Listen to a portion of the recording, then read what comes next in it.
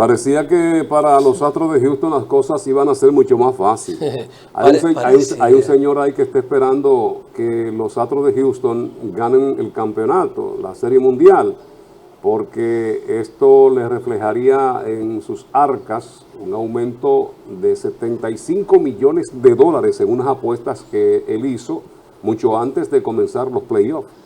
Pues interesante, cualquiera se preocuparía por un monto así. Y esos Phillies parece que no quieren dar espacio. Los Phillies se parecen mucho a los Astros de Houston de hace un par de años atrás, cuando ganaron la corona en el 17, ¿verdad? Se parecen así, están jugando de manera aguerrida, están entregados. Claro, el equipo de los Astros de Houston es uno de los equipos más completos en todo el circuito y no se puede dar nada por hecho. Hay que jugar el último juego para ver quién será el ganador de esta serie mundial. Ayer se plantó un récord con McCuller, el lanzador de los Astros de Houston, que permitió 5 cuadrangulares, primera vez en una serie mundial que un lanzador permite tantos vuelas cercas. Estaba en 4, ¿verdad? Hasta el día de ayer, ese récord, y en el quinto inning, pues, conectaron el número 5. La sacó Harper. Se espera de que ese salario que les pagan a Harper debiera sacarla a diario. Sí, sí. Las lesiones redujeron su capacidad ofensiva en la regular, pero está demostrando de que realmente ese dinero que se le paga lo está justificando. Así es. Miren, señores, en el día de ayer, Puerto Rico, cuando hablamos de Puerto Rico, estamos hablando, en este caso, de la Guardia Costera de Estados Unidos, repatrió en el día de ayer 69 migrantes hacia la República Dominicana. Un grupo de ilegales llegaron en embarcaciones a la isla de Mona, los están dejando por ahí, esa reserva natural que pertenece a Puerto Rico.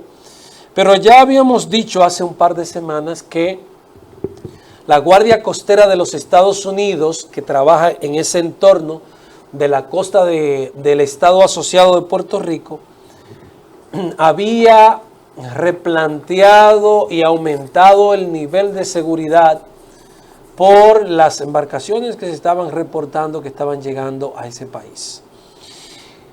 Yo aprovecho el tema para hacer un llamado a la conciencia, a la gente que arriesga su vida y arriesga sus ahorros. Ya esto lo hemos dicho en varias ocasiones. Señores, si es difícil por un proceso natural usted irse en una yolita y llegar a Puerto Rico, si ya eso es difícil de manera orgánica, imagínense lo difícil que se está volviendo ahora, en la que la Guardia Costera de los Estados Unidos ha doblado su seguridad, sus agentes y las embarcaciones que están cuidando la costa. Entonces, si usted tenía pensado irse para Puerto Rico en yola, el mejor consejo que yo le puedo dar es que por lo menos, si no hay forma de que usted cambie esa decisión, que por lo menos la guarde para más tarde, la determinación. Porque en estos momentos los que no han terminado desaparecidos en el agua, por lo tanto se considera que están ahogados, han terminado o presos o devueltos al país sin pito ni sin gloria, porque uno de estos viajes no cuesta lo que vale un vuelo. Esto sale bastante caro. Y hay gente que tiene que empeñar hasta lo que no tiene para montarse en una yolita de estas, a desafiar la muerte. A desafiar la muerte hoy que es día de la Santa Muerte, dirían los mexicanos. Ese es el resultado de la ilegalidad. Pero usted que es un hombre acucioso, yo le voy a preguntar, ¿por qué tanta presión a los dominicanos, al país, a la República Dominicana, para que acojan a aquellos haitianos que vienen hasta aquí, que critican las repatriaciones, los operativos que hace migración? Pero, ¿y aquellos haitianos que agarran en alta mar, que van rumbo a Puerto Rico o que van rumbo a Estados Unidos, por qué los devuelven y no lo albergan? Usted sabe que no hay un compromiso cierto con eso. Usted no ha visto Nosotros sí, lo enrostran. ¿Cuál es el discurso que ellos han mantenido? O sea, nosotros vamos a apoyar la necesidad humanitaria que tiene Haití, pero es aportando dinero. Nosotros no nos comprometemos con ir allá. Y nosotros sabemos que aquí si hubiera petróleo en Haití, aquí si hay petróleo o algún mineral de interés, a que estuvieran allá los Estados Unidos metidos hace rato, ¿verdad? Usted ha mencionado una palabra clave, interés. Los Estados Unidos se mueven por intereses. Eso de que amigo, de que yo te estoy apoyando, olvídese de eso. Ayuda Lo de ello es humanitaria. interés. Pero fíjense en los días de la pandemia, todos los amigos que tiene Estados Unidos en la zona, en la región latinoamericana, y todo el mundo preocupado, volviéndose loco con la vacuna.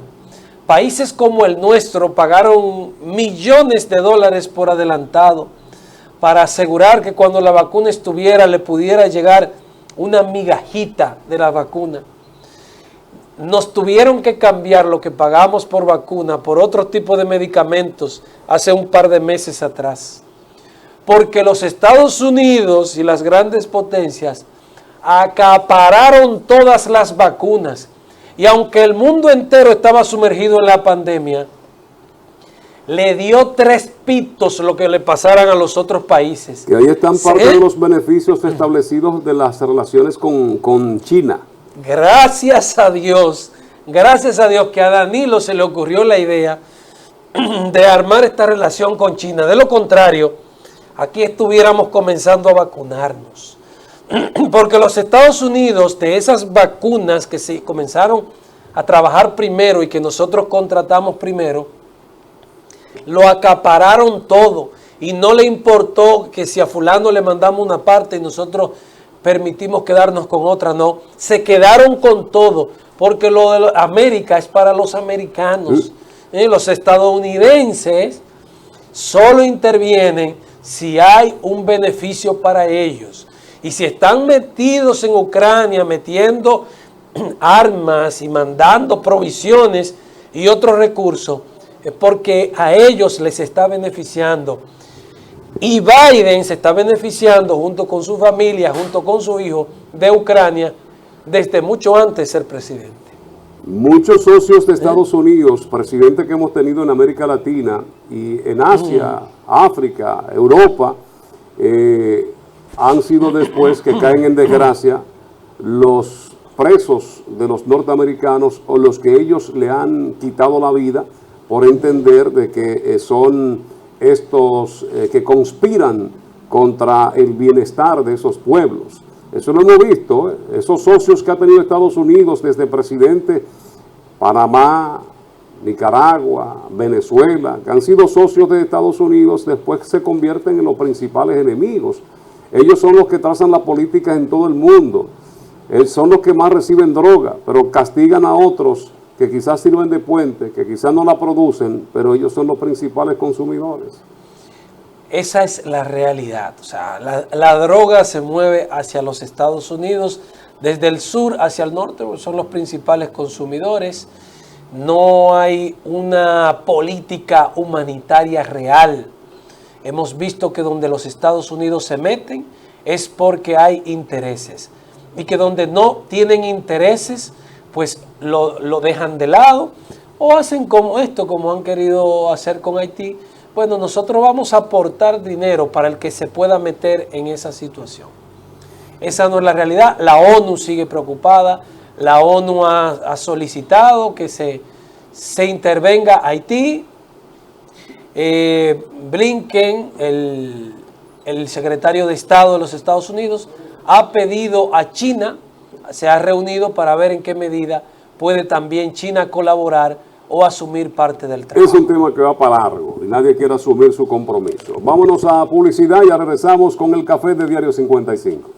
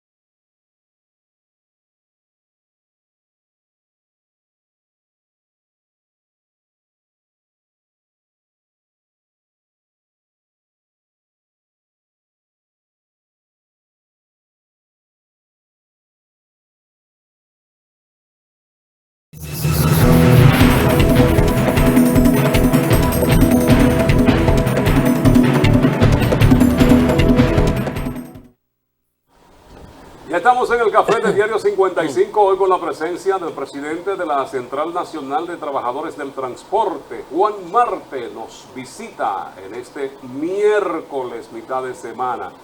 Miércoles con una temperatura por allá afuera agradable, nos dice Juan, porque aquí uno cerrado no sabe cómo están las condiciones climáticas. Nos dicen que hay lluvia. Buenos días. Buen día, Fran. Buen día, hermano. Gracias por la oportunidad conferida.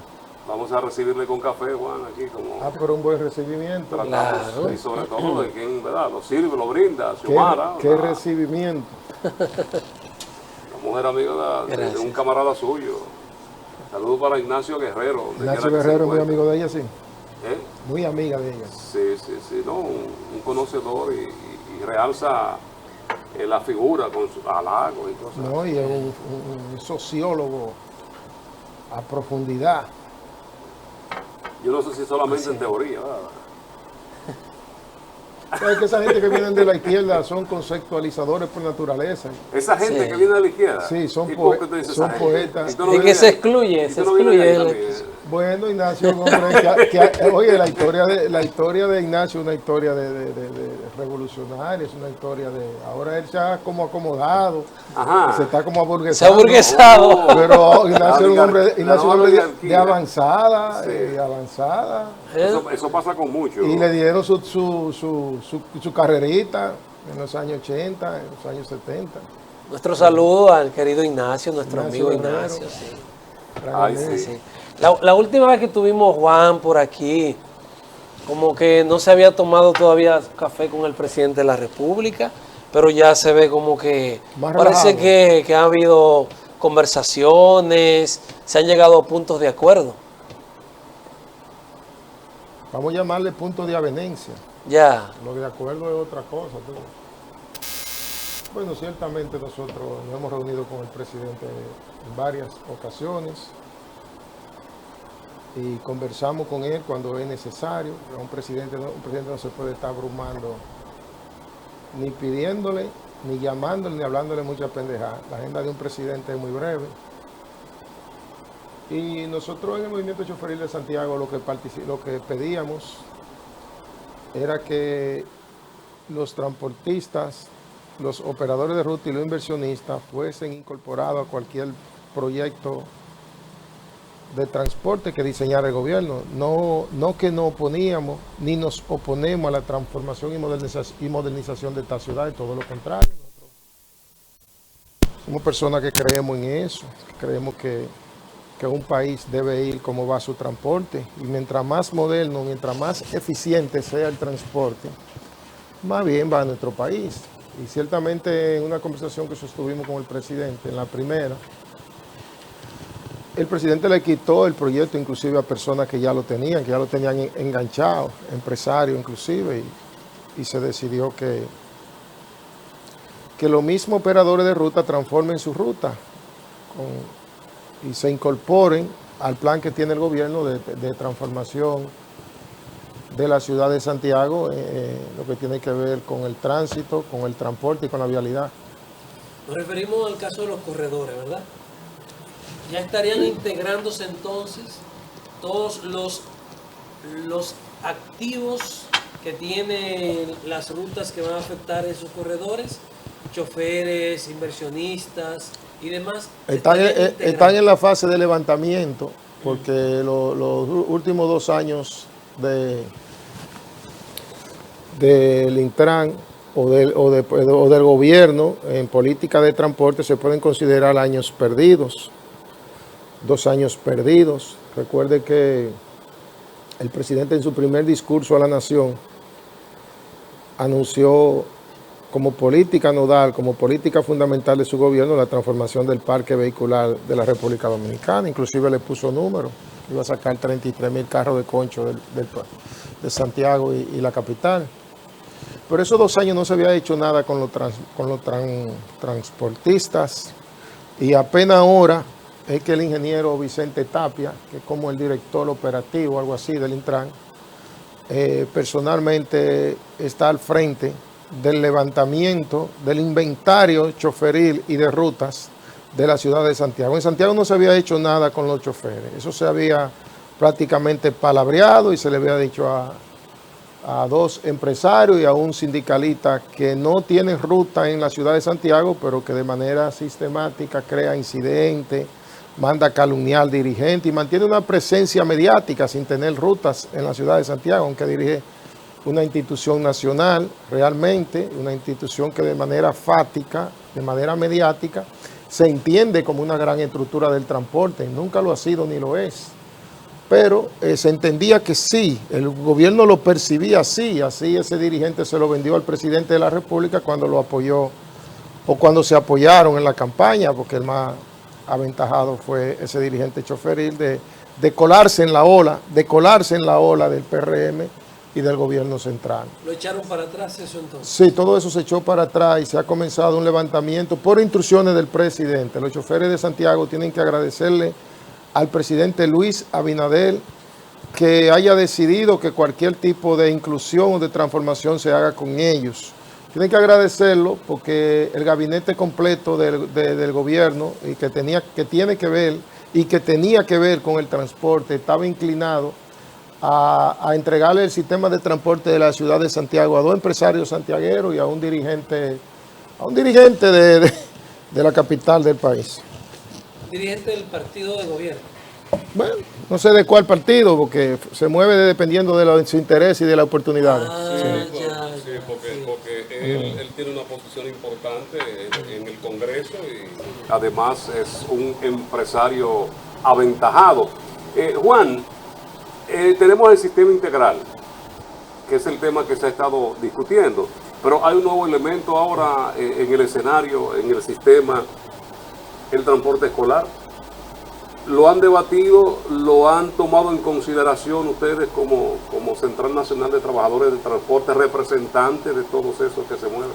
Sí, que realmente y ciertamente, Frank, y te agradezco tu pregunta. En el día de ayer estuvimos en una reunión en el Intran con la dirigencia del transporte escolar de la región del Cibao, de cara a ese anuncio, porque realmente es un anuncio que hizo el speaker del gobierno.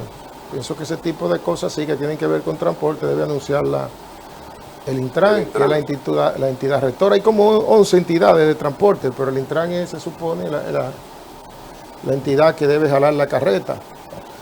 Bueno, y ayer casualmente estábamos tratando ese tema. Mira, Frank, de entrada yo veo el anuncio muy positivo.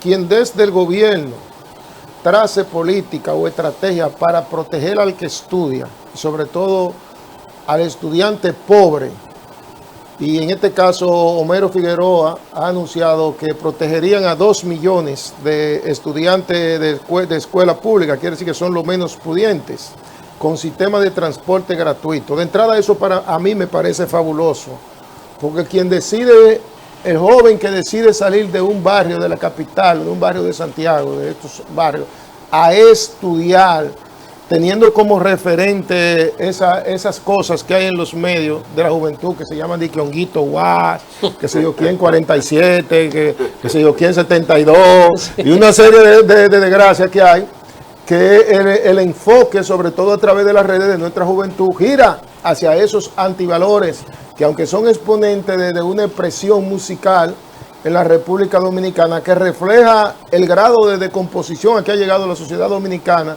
y la deuda social acumulada que tiene el país con nuestra juventud, aunque es así realmente, son géneros que motivan, incitan y promueven el consumo de drogas, promueven la violencia. Que no es su música. Promueven el irrespeto a los mayores, promueven el irrespeto a los símbolos patrios, promueven el irrespeto a las leyes, promueven el respeto al orden establecido de convivencia pacífica en que deben vivir los seres humanos. Promueve al sexo de una manera irresponsable, y entonces eso no puede ser un género que debemos asumir. En algún momento podrá ponernos contentos, podrá ponernos alegres, como un trago nos pone alegre, como en una fiesta, por eso son cosas de momento. Asumir eso como cultura, y la música es cultura, La música es poesía, la música es literatura, la música es forjadora y formadora de sociedad y es formadora de valores. Y entonces en la letra de la música tiene que estar escrito lo mejor para construir una sociedad en valores. Y entonces lo que tenemos ahí es cuando un joven de esos barrios decide agarrar un cuaderno y decide una mascota y ponerse a estudiar, tiene que tener, yo creo que el desayuno, comida y cena, el uniforme, el lápiz, hasta un incentivo, porque tenemos que hacer un esfuerzo grande para contrarrestar esa transculturización, ¿qué se dice? Esa penetración foránea de valores y esa decomposición social que está arropando la sociedad y que está siendo asumido por los políticos y por muchas personas que les gusta montarse, les gusta estar en la moda. Hay gente que siempre quiere andar con la mayoría, sin saber que la mayoría casi siempre se equivoca. La mayoría fue que condenó a Jesucristo. La mayoría fue que ha cometido los grandes errores. La mayoría fue que aupó a Benito Mussolini en Italia con el fascismo. La mayoría fue que aupó a Adolfo Hitler. Y la mayoría siempre te dice que todo está bien, te sube y todos se van por el despeñadero. El que piensa no tiene que ir con la mayoría. El que piensa tiene que conducir a la mayoría. Por eso yo le digo a los dirigentes de la CNTT, que cuando ellos tengan una asamblea, algunos de ellos que dirigen hasta 600 y 700 choferes, y cuando tienen una asamblea con todos esos choferes y ven que todos le aplauden, que tengan cuidado, que lo están relajando, porque nadie tiene el 100% del apoyo. Hay que tener personas que te critiquen y casi nunca usted debe ir por donde va todo el mundo. La verdad absoluta. Entonces, quien apoya, el joven que se levanta a estudiar debe recibir el apoyo del Estado Dominicano. Y el que decide también trabajar, como trabajan los choferes, que agarran un guía a las 6, a las 5 de la mañana y lo sueltan a las 10 de la noche, también necesita el apoyo del Estado, sobre todo en un Estado donde todo el mundo quiere vivir bien de una botella, quiere vivir bien atracando, robando. Hay muchos hombres y mujeres que quieren vivir bien vendiendo y traficando con su cuerpo. Y entonces quien decide trabajar, quien decide estudiar, debe tener el apoyo del Estado. Y ahí está el Estado diciéndole a 2 millones de jóvenes pobres que le va a dar transporte gratis. Generalmente eso va a tener una reacción en el sector transporte, pero nosotros lo que le pedimos desde este escenario, y le pedimos a ustedes, los líderes de opinión pública, es que le pidan al gobierno que los mismos operadores, y se lo pedimos ayer a Hugo Vera, que los mismos operadores, los que construyeron el transporte escolar y que están movilizando ahora mismo, en este momento, 800,000 estudiantes todos los días. Estoy hablando de una estadística que vi ayer en la capital. 800,000 estudiantes diarios, que esa misma gente que son los profesionales, que son los que saben transportar, que son los que saben cargar niños hasta de 3 años, porque nosotros íbamos a la escuela ya viejos, a los 7, a los 8 años. A mí me inscribieron en el primero a los 7 porque no me aceptaban. Era así antes. Pero ahora niñitos de 3 años, hay mujeres, madres solteras, madres que tienen un hogar disfuncional y que ellas mismas tienen que trabajar y mantener sus hijos. Son las mismas que agarran niñitos de 3 y 4 años y lo llevan a las escuelas. Entonces ese mismo activo, ese mismo personal, es el personal que tiene que incorporar quien al final vaya a operar ese modelo de transporte, que en el caso del anuncio de mi amigo Homero Figueroa, del anuncio, estableció que sería el Ministerio de Educación, que sería el gerente y el operador de ese modelo de transporte. No sé esa dicotomía, porque el Ministerio de Educación no sabe de transporte, se supone que es una entidad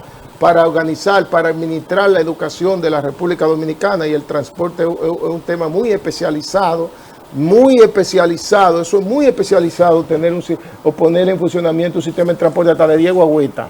Hasta de 10 guagüitas, la guagüita que se le cae un filtro, la guagüita que se le jode una bola esférica, que se le jode un terminal, que se le jode una serie de cosas, que se le piche una goma en el trayecto y se queda un niño. Todas esas cosas es para transportistas profesionales. Suponemos que van a crear un departamento para eso. De todas maneras, aplaudimos la medida, la vemos positiva, y solo le pedimos al gobierno que incorpore a los transportistas escolares de la República Dominicana en ese nuevo sistema. En ese orden de ideas, Juan, en ese orden de ideas, se va a necesitar, por supuesto, mucho más personal que el existente para poder mover 2 millones. Contamos en la República Dominicana con el personal profesionalizado para desarrollar ese trabajo? ¿Va a implicar un proceso de formación? No, ¿Cómo tú lo percibes? Más del 90% de esos transportistas que Homero ha anunciado, de esos estudiantes, perdón, que Homero ha anunciado que van a movilizar, no se movilizan en transporte público. Llegan a las escuelas como pueden. Algunos en un motoconcho, algunos en un carro de concho y así, como pueden. Y eso no es tan incorporado, no es tan fidelizado en ningún modelo de transporte. Quiere decir que si hay un sistema de transporte ahora mismo operando escolar, moviliza en casi un 80% a los colegios privados. Entonces, eso va a ser totalmente nuevo. Eso le va a servir, por ejemplo, al presidente de la República. Y yo se lo decía a unos transportistas escolares que ayer se le espantaron a Hugo ahí, le estaban diciendo, mira, esa vaina es de nosotros, porque nosotros somos los transportistas escolares y si hay un modelo de transporte, eso es para nosotros. Y yo le decía, pusieron a Hugo rojo ahí, Hugo como que no encontraba la salida. Yo le decía, mira, mano, le dije al hombre, mira, mano, mira, ustedes no están en capacidad, lo mismo que usted está diciendo, una pregunta muy oportuna. Mira, mano, ustedes no son suficientes para cargar 2 millones de estudiantes. No tienen ni los vehículos ni tienen el personal. De alguna manera esto le va a servir a Luis Abinader, al PRM y al gobierno para una gran cantidad de empleados y de activistas del PRM que no han encontrado un nicho donde colocarlo, porque en más de un 85% todavía los puestos públicos están ocupados por PLDistas de carrera, que se prepararon y están protegidos por una ley para quedarse con esa presea ahí atrapada 4 o 8 años más, incluyendo el Ministerio Público, que todavía está lleno de gente que todavía, tú ves. Entonces, ahí, en ese caso, le va a permitir al gobierno obtener espacio para muchos PRMistas desempleados que son transportistas y que son choferes. Y otros que no son choferes habrá que reclutarlos y prepararlos para eso, porque la movilización de 2 millones de estudiantes no es cualquier cosa. Eso no es cualquier cosa. Para movilizar nada más 500 personas hay que montar una logística, una estrategia que tú no tienes idea. Y estamos hablando de 2 millones. De 2 millones, eso es demasiado. Y la formación de esas personas.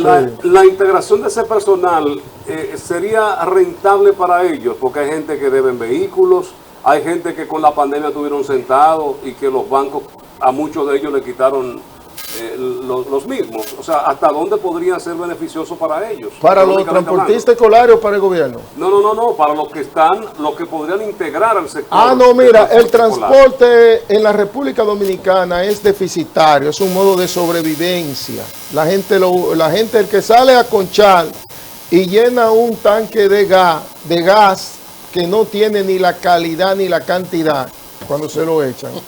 El que sale a conchar con el precio de los combustibles, con la canasta familiar, que tiene que alquilar un carro en 1.200 pesos, que tiene que alquilarle una franja a un dueño de eso de franja en 400, 500 pesos. Bueno, para conchar diario un chofer tiene que invertir aproximadamente 3.000 pesos, un chofer de concho. Y el caso de los transportistas escolares, ahí hay gente con contraticos para cargar niños a 900 pesos al mes en los barrios. Mueve un niño 30 días por 900 pesos. Te ha calculado ahí más o menos el pasaje, como cobrándole un pasaje a 25 pesos, más o menos 25 pesos movilizó un niño. Entonces, el modelo del sistema de transporte de la República Dominicana es sobrevivencia. Y en toda parte del mundo es así. Por eso es que el transporte en toda parte del mundo, el transporte público, el transporte que se le brinda a la masa, transporte masivo de pasajeros, que así que se llama, está subsidiado por el Estado Dominicano. Y en el caso de la República Dominicana, ya lo hemos dicho aquí, nadie sabe en cuánto sale un pasaje en la onza. Dicen para transparentar algunas cosas que el Estado le entrega 72 pesos por cada pasajero que en teoría se monta en la onza. En teoría significa que la guagua baja vacía o baja llena y lo que se cuentan son los asientos. Aunque no monte a nadie, las vueltas se cuentan para el subsidio. Como el famoso peaje sombra. Pero claro que sí, pero recibe de todo. tiene inclusive 26 empleados, lo hemos dicho aquí, por cada guagua que circula, empleados nombrados por cada guagua, tiene hasta camarero nombrado. Y eso no es mucho. Y tiene asesores de imagen, tiene todas las cosas, un sistema de transporte que tiene apenas 200 y pico de guagua y que mueve menos personas a nivel nacional que la ruta G de Gurabo. Pero es una estructura ahí también de ayudar a los compañeros del partido, de cualquier partido, no necesariamente del PRM, de todos los que han estado. Ahí se le entrega combustible, ahí se le compran las piezas, ahí también el empresario del transporte que le hacen falta unas cuantas gomas, la puede conseguir por esa vía. Y habrá espacio. El empresario del transporte privado que le hacen falta unas cuantas bandas de freno, la puede conseguir en la ONSA. Y le puede conseguir filtro y puede conseguir una serie de cosas, tú ves, porque las guaguas de la ONSA siempre han venido homologada con el modelo de transporte interurbano de la República Dominicana. Quiere decir que la ONSA, ahí está la ONSA, con todos los cuartos del mundo invertidos y para movilizar menos que lo que movilizaría cualquier ruta de Santiago, llámese ruta A, llámese ruta K, porque eso es como una simbología, eso es como un nicho, eso es como una macarada, como una fachada. Si tú sales por Santiago ahora mismo a buscar la guagua onza, tú no vas a encontrar 8 guaguas circulando. Sin embargo, hay una auditoría a la onza aquí en Santiago para que tú veas cuántos se gastan en la onza en la ciudad de Santiago para que 8 guaguitas anden vacías paseando, porque la gente solo se monta si está lloviendo en la onza. Entonces, eso es igualmente que el metro, modelo de transporte moderno que ha proyectado la capital de la República, pero no hay manera de cuantificar un pasaje en el metro, aunque el pueblo lo pague de manera directa, aunque el pueblo lo pague, qué sé yo, económica, pero ese pasaje lo está pagando usted, lo está pagando ese camarógrafo, lo estoy pagando yo, lo están pagando el país entero, y se dice que ronda los 250 pesos cada pasaje. O sea, un pasaje que se pudiera pagar para ir de aquí a la capital, cuesta movilizar ese gusano digo gusano por la forma, sí. No, pues veamos un televidente que te habla, llamó gusano. La característica del acordeón, para movilizar de ahí de Villamella, de la parada Mamá Tingó al centro de los Héroes, para movilizar el pueblo ahí, eso cuesta aproximadamente 250 pesos por cada gente que moviliza el metro, porque son aproximadamente 100 millones de dólares en subsidio que eso se traga todos los años. Tenemos que ir a publicidad, Juan, ya volvemos. Juan Marte está con nosotros, es el presidente de la Central Nacional de Trabajadores del Transporte. Este es el café de Diario 55. Y el sistema que están instalando aquí va a ser todavía más poderoso.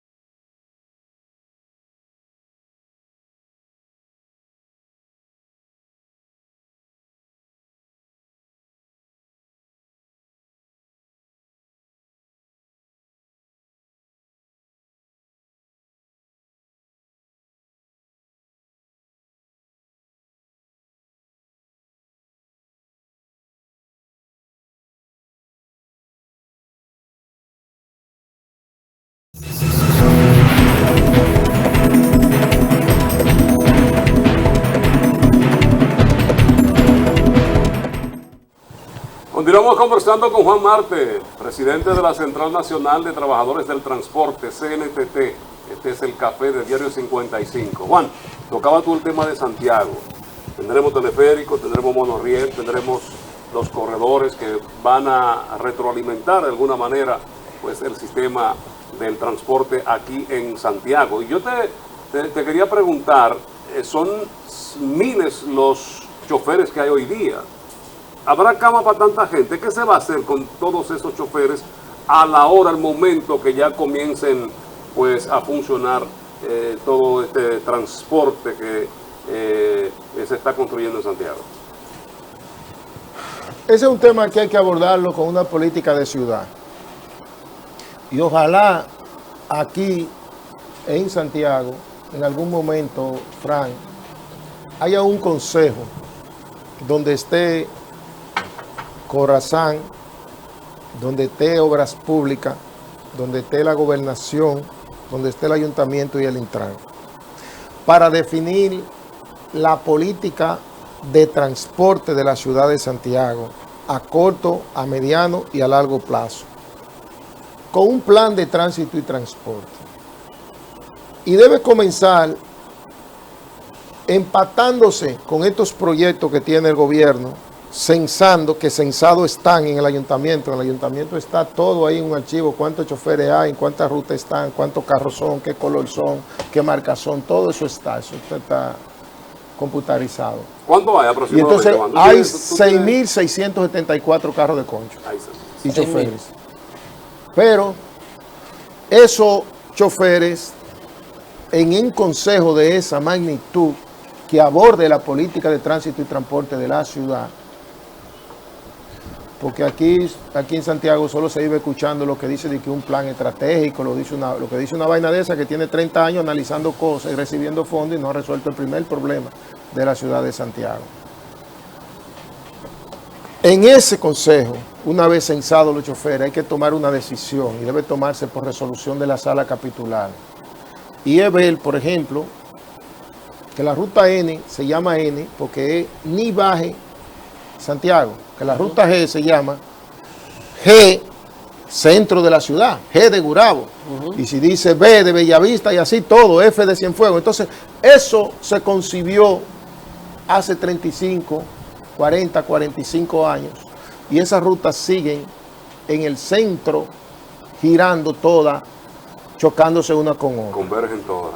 Cuando se aborda el tema que tú estás planteando de manera puntual, valga la redundancia, hay que contemplar que hay que rediseñar todas esas rutas, porque la ciudad ha crecido un 30 o un 35% más después que esas rutas se concibieron. Y entonces tú vas a digregar a todos esos choferes hacia otros espacios donde no hay transporte o donde el transporte lo dan por bola o lo da un carro de concho o lo da un motoconcho. Entonces, digregando todos esos choferes al espacio completo de la provincia de Santiago y ensamblando o articulando un sistema de transporte colectivo que conecte con el monorriel, con el teleférico y con todas esas cosas, más un plan de pensión para los choferes que ya son envejecientes y la incorporación al guía de ese nuevo modelo de sistema de transporte o a lavar ese vehículo o a trabajar en los talleres de esos vehículos, puede darnos que nos van a faltar choferes en lugar de que nos sobren. Todo eso se puede hacer si hay voluntad. Si hay voluntad de incorporar los actores, porque el problema de la República Dominicana es la dispersión. Que aquí, por ejemplo, mañana puede decidir el director de Corazán hacer 30 hoyos y nadie lo sabe. Lo sabremos cuando estemos en los tapones, que él hizo hoyos. Mañana aquí puede caer un aguacero y la ciudad convertirse en una Venecia y estar llena de hoyos, de tapones, perdón, porque en esta ciudad no se ha entendido que también el sistema de drenaje es parte del tránsito y el transporte. Cuando llueve, el agua sube y con los invernales tapados, los vehículos tienen que ir a 0 millas, como si fuéramos para un entierro. Entonces se forman las grandes colas, se forman los grandes taponamientos y se da el mercado. Entonces, Corrazán, tú dirías ahorita cuando yo dije, Corrazán tiene que estar en un plan de tránsito y transporte, tú te quedaste como así. Sí, tiene que estar, porque Corrazán tiene que ver con la política de tránsito y transporte, cuando tiene que intervenir una calle, cuando tiene que trabajar tiene que hacer una intervención bajo la tierra, que no le gusta, a los políticos no les gusta. No le gusta, sí, adecuar la ciudad, trabajar en el sistema pluvial de las ciudades, porque es que eso no lo pueden mercadear. Un muralcito en la pared, sí, coger el monumento desde el aire y decir que Santiago está cambiando, pero usted hizo ese monumento. Coger a La Esmeralda, coger a Rincón Largo, coger a Villalba, coger toda esa torre, ese desarrollo precioso del sector inmobiliario de la República Dominicana. Sector privado. Del sector privado, cogerlo desde el aire y decir, oh, y entonces viene un tigre allá en Pedernales, en Neiva, ve eso y dice, coño, pero yo no tengo que irme del país, yo voy para Santiago. Y por eso es que tenemos aquí en Santiago una ciudad de 1.180.000 habitantes con gente ecuatoriana, colombiana, venezolana, algunos que han venido a trabajar y a desarrollarse, haitianos también, pero otros con una capacidad delincuencial de alta tecnología que tienen esta ciudad al salto de la purga.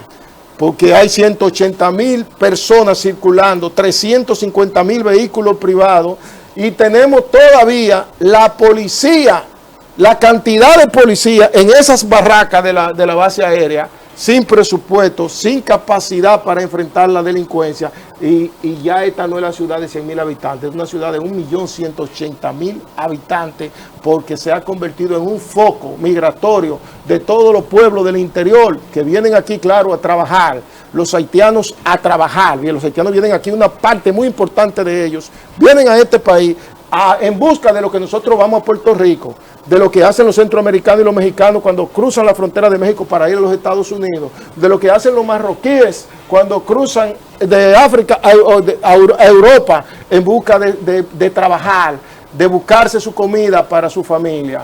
Pero entonces aquí no hay una política, aquí no hay una política de nada, y hoy esta ciudad, el crimen la tiene colapsada, el tránsito la tiene colapsada, porque no hay realmente, no existe un plan entre los funcionarios. Cada funcionario está sentado en su puesto, en su escritorio, con su vaina ropa. Como que esto me lo mandó Dios a mí, por yo haber levantado bandera y haber sido político. Nadie está pensando en la ciudad. Ahorita venía yo ahí en el elevado, bajando el elevado, y veo ese gran teatro del Cibao, un monte de hierba, eso abandonado, ahí no sirve el aire, ahí no sirve nada, ahí no se puede ir a nada, y eso es un monte. Yo no sé cómo ese elemento o esa elementa que dirige eso, no sé quién es, no ha renunciado. Si tuviera vergüenza, debería renunciar. Si el que dirige el Gran Teatro del Cibao, cuando ve que todo el que llega a Santiago, con lo primero que se encuentre con ese monte, ahí, debería renunciar si tuviera vergüenza. Y si le da un poquito de vergüenza también al que dirige el monumento, también debería renunciar de esa vaina. Y así muchos incompetentes que están al frente de la administración pública, que no tienen el criterio, no tienen el compromiso con su partido, no tienen el compromiso con el presidente Luis Abinader, que no creen en su impronta, y lo que están es viendo qué recogen en estos 4 años, porque tampoco tienen fe de que van a retener el poder. Entonces todos esos incompetentes deberían renunciar si vergüenza tuvieran. Juan, estamos de acuerdo con eso, que renuncien los incompetentes. Creo que el Ministerio de Cultura ya anunció que adjudicó la obra, porque Santiago está preocupado por la situación del teatro. Sí, pero para chapear un patio, sí, no hay que estar adjudicando obras, porque cuando viene a ver, crean un monte, crean una situación, llevan una licitación y se roban unos cuartos. Se ha caído se cargan unos cuartos, pero ese teatro se está cayendo a pedazos. Y entonces para eso, no se necesita eso, usted le pide una brigada al ayuntamiento, usted pide una brigada, o agarra a todos esos desempleados que hay, hace un plan de emergencia, que en el gobierno de Salvador Jorge Blanco tenían unos programas así, que todo el que estaba vago lo incorporaban a un plan de emergencia, y esos tigres salían a limpiar los parques, a recoger basuritas, y le daban su efectivito y se dinamizaba la economía. Esa vaina de ahí del Gran Teatro hay que meterle un plan de emergencia, recoger 50 muchachos de esos de los barrios y tirarle ahí un 5.000 quincenal, y ponerlo a mantener esa vaina limpio y realizado. Porque cuando usted entra a Santiago y ve ese monte, y usted mira de noche, apagado.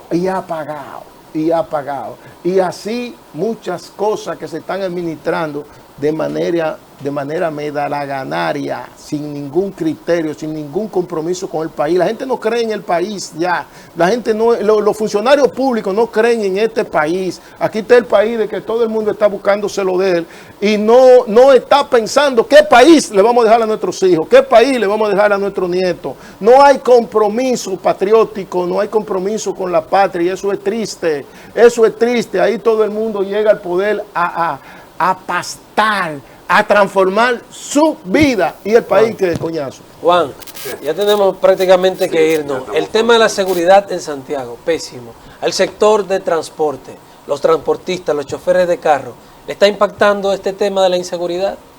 Bueno, pues cuando hay inseguridad para todo Pero el mundo. para el trabajo, para el desarrollo Para del trabajo, todo. Mira, se han reportado el casos. secretario general de la ruta Santiago-Puerto Plata, Joselito Esteve, el secretario afiliado a la CNTT, lo agarran en su autobús, minibús, después del puente. Ahí hay un punto de atracar, después del puente de Altamira. Ok. Ya. Ahí hay unos equipos. El puente, el túnel. El túnel de Altamira. sí. Sí, el puente túnel.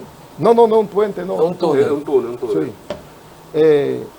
Mire, a él lo agarraron y lo parquearon con todo y el personal que llevaba, creo que llevaba 18 pasajeros, y lo metieron y lo encañonaron, inclusive con arma larga, y le quitaron todo a él y a los pasajeros. Gracias a Dios, a uno creo que le dieron con la culata y una vaina en la cabeza, pero no llegó a más de ahí. Eso está ocurriendo en el taxi, eso está ocurriendo en el transporte, eso está ocurriendo en todo el territorio nacional, porque no hay capacidad de respuesta a la delincuencia. No es que tenemos policía malo ni policía bueno, es que todo implica una logística. El crecimiento de este país, como decía ahorita, con la gran migración que tenemos y el crecimiento de la delincuencia, es un país que está creciendo económicamente y es un foco migratorio en el Caribe, en Centroamérica, que todo vienen aquí. Entonces está convirtiendo... La mejor economía. Sí, entonces vienen aquí, y vienen los buenos y vienen los malos, pero la policía se ha quedado del mismo tamaño, yo creo que más pequeña.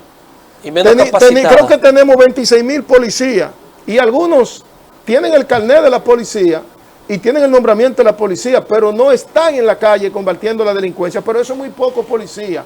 La policía necesita aumentar en cantidad y en calidad para dar respuesta a un país que dicen que tiene 10 millones de habitantes y 2 millones de la diáspora haitiana o extranjera. Pero este es un país que ya que pasa de los 14 millones, 15 millones de habitantes y se está administrando con la misma policía. Y entonces la delincuencia en camioneta Tacoma, con el tanque lleno, ¿verdad?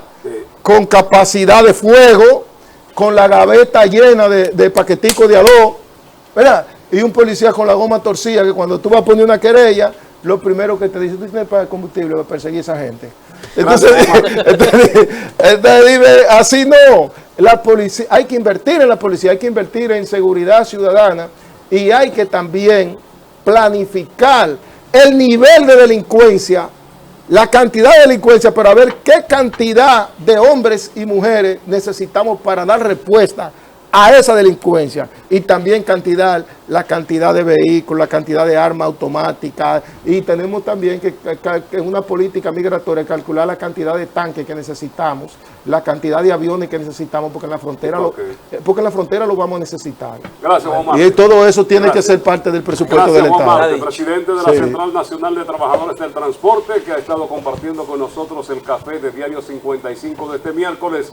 A ustedes, gracias por la sintonía. En nombre de Lenis Tejada Betancourt, a Alberto de León en la producción general, el equipo mañanero de este canal, que desde que termina la misa, pues se integran a la programación de este canal con Diario 55 y el café. Gracias por acompañarnos. Invitación para continuar con la programación de Super TV 55.